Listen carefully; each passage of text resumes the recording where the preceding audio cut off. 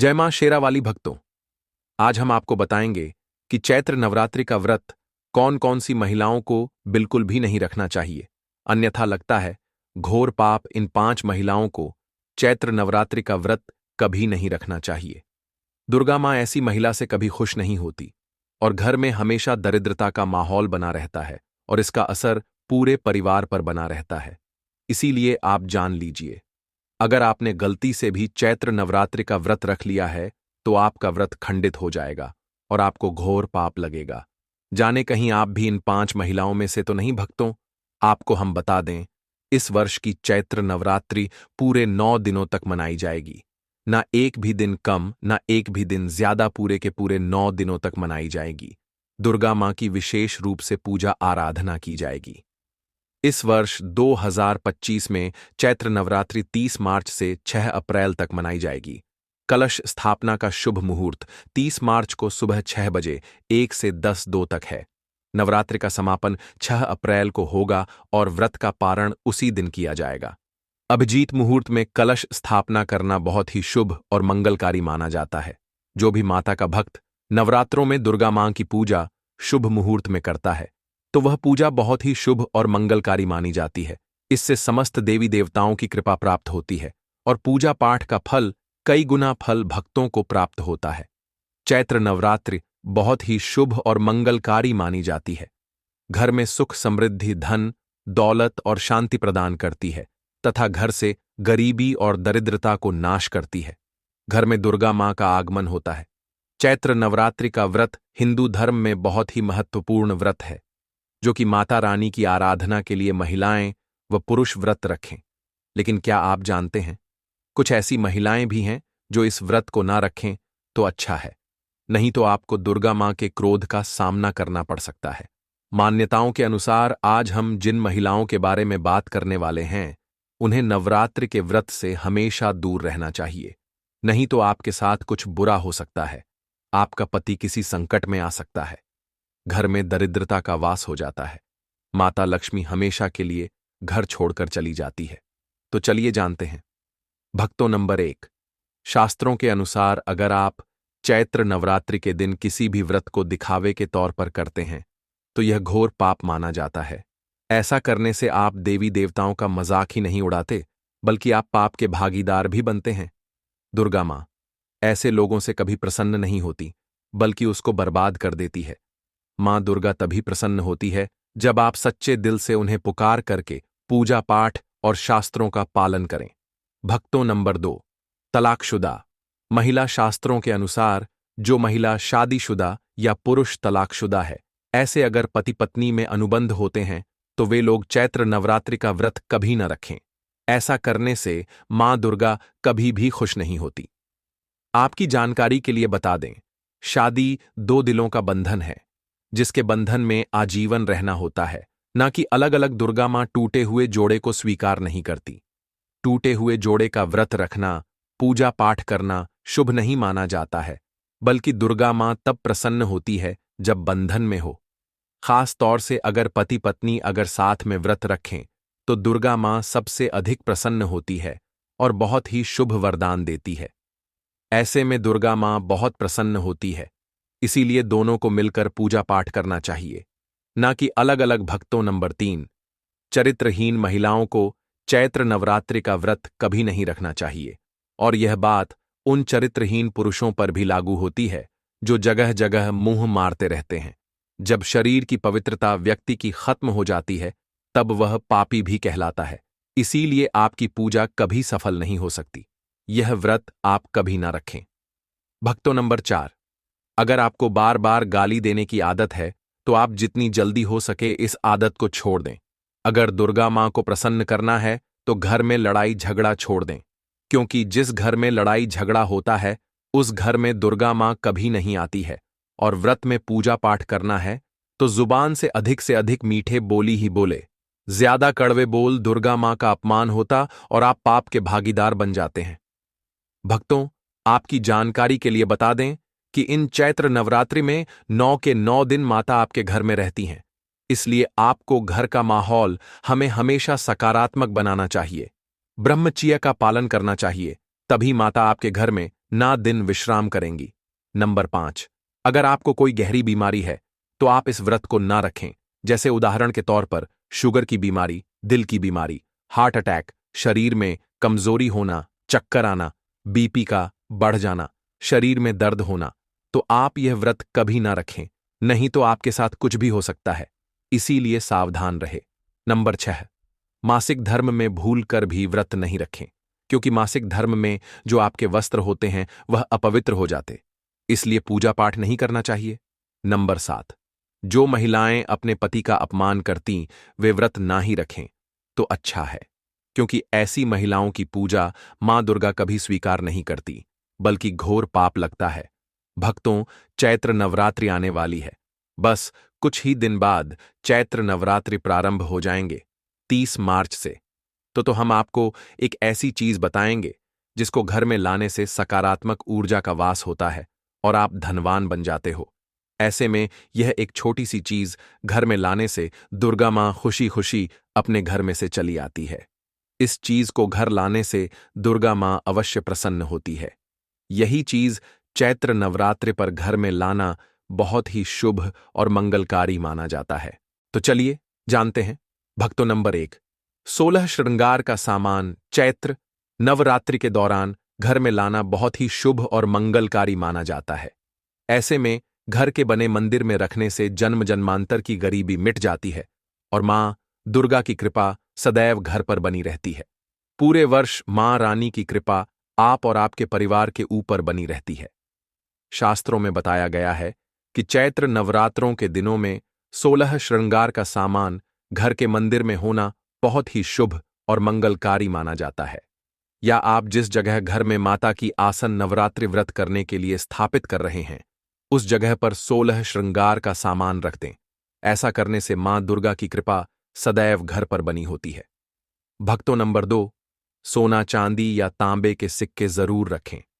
शास्त्रों के अनुसार सोने चांदी या तांबे से बने किसी भी धातु को खास तौर से चैत्र नवरात्रों के 9 दिनों में पूरे 9 दिनों तक घर के मंदिर में रखने से बहुत ही शुभ और मंगलकारी माना जाता है। नवरात्रि के दिनों में सोना चांदी तांबे घर में लाने से इसका फल कई गुना बढ़ जाता है। इसीलिए सोना चांदी या तांबे के सिक्के दुर्गा मां के पास अवश्य रखें, इससे दुर्गा मां बहुत प्रसन्न होती हैं।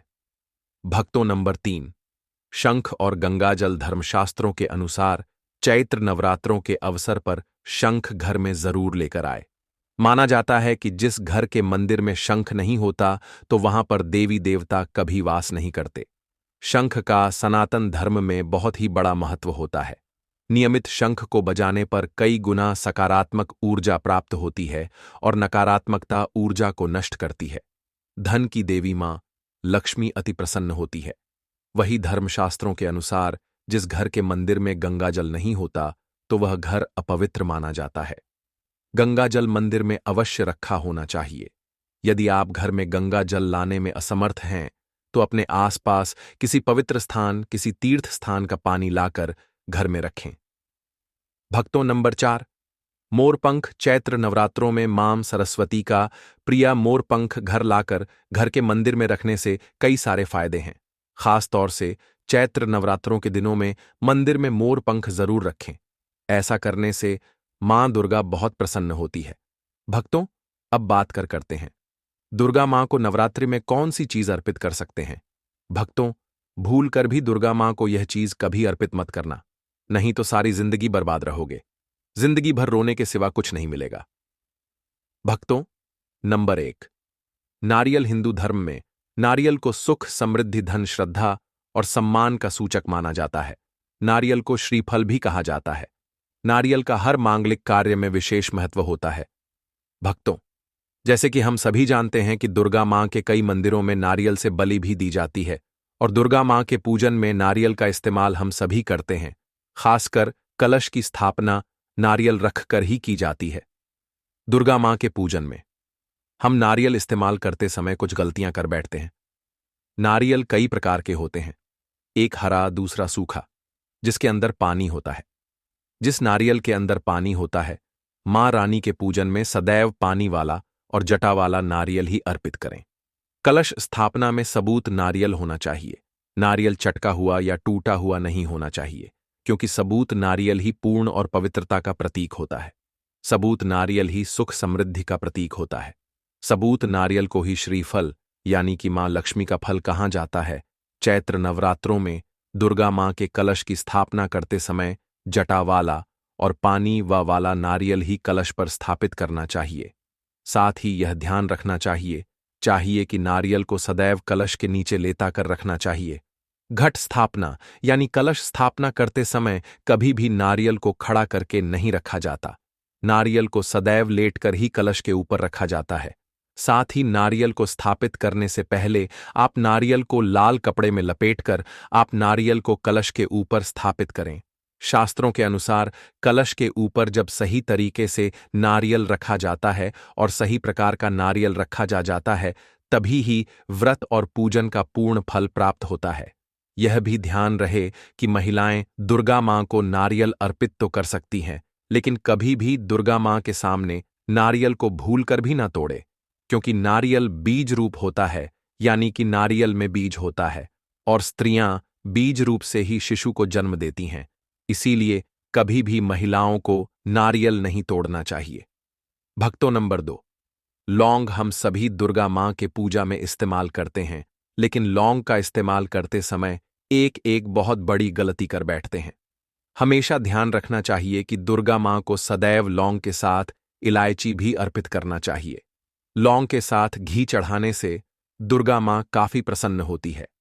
नंबर 3, तुलसी के पत्ते। चैत्र नवरात्रों में दुर्गा मां को तुलसी के पत्ते अर्पित नहीं करने चाहिए। मां दुर्गा के पूजन में तुलसी पत्र का इस्तेमाल करना वर्जित माना जाता है।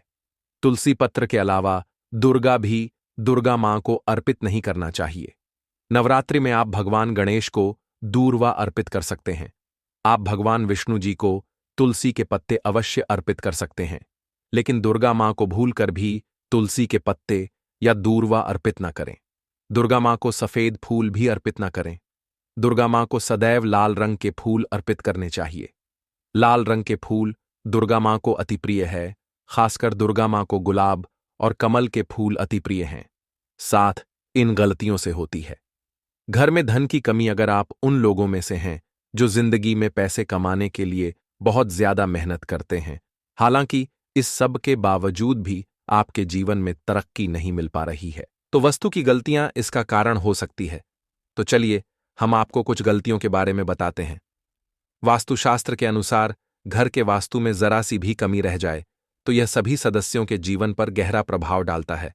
कभी अचानक धन की हानि होती है, तो कभी बने बने कार्य बिगड़ने लगते हैं, या फिर कोई बीमार पड़ने लगता है, और कितना भी धन आ जाए इतना ही नहीं है।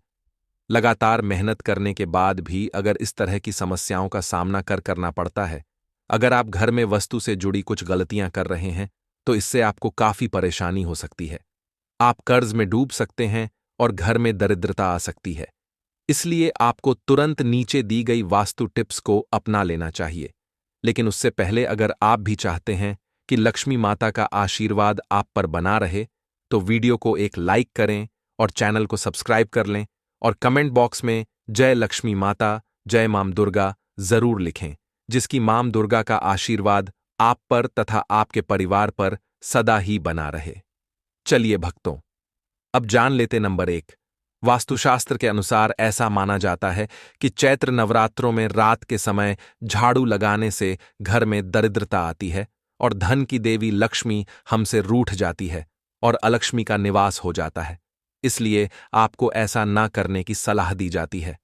हो सकता है कि आपके घर में आर्थिक नुकसान का एक बड़ा कारण आपका शाम के समय झाड़ू लगाने की आदत हो। आपको इसे तुरंत बदल की जरूरत है।